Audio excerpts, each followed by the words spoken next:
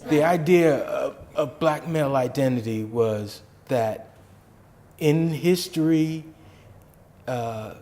black males were catching a bad ride because of their image. In the project, we decided that by bringing together workshops, bringing together conversations, bringing people together, bringing communities together, and having them discuss the issues of what really is a black male, that we could uncover the true identity of black males and change perception. Definitely meant to counter many of the negative images, but we're going to do that in a very sophisticated manner by accentuating the positive, the assets that black men and black male identity inherently possess. The reason why this project is so important is that we have got to make sure that society sees African American men and boys out of the appropriate lenses.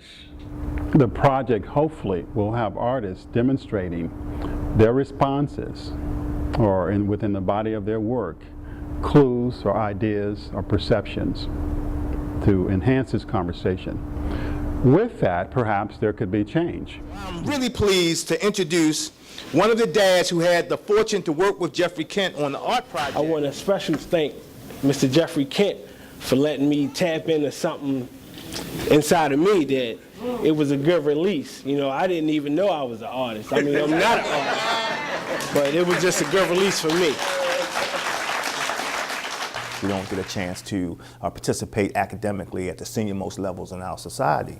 And I think, you know, as a result, we're very limited sometimes in our ability to think about what the possibilities are. And so because of that, I think we have to create these intentional spaces. You know, we have to reshape the way which pop culture, you know, views us. I think sometimes people tend to stereotype and just put us in very narrow spaces, right? And don't think that we can evolve. For them to have a range of ages like they do, from me to the ages that they have, it communicates the idea that we're not just what everybody believes we are, and that we can speak for ourselves, and that this is how we can do it through art, writing, and things like that. And it's possible. We're at a time in our country where we have an African-American president. So there's a different perception in terms of what you actually can achieve in this country, right? And the pathway to doing that is something that, you know, we've got to make sure young African-American boys and men realize can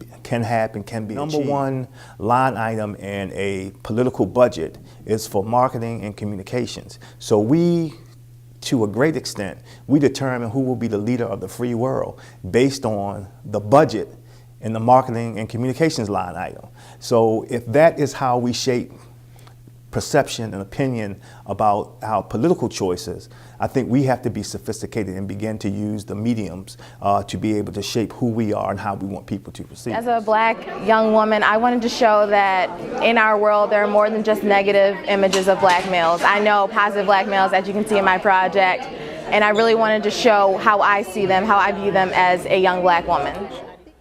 Not their politics, not their money, but their cultural infrastructure, what holds them together, what gives them meaning, what is the ethos. And that is articulated through the arts, all the arts.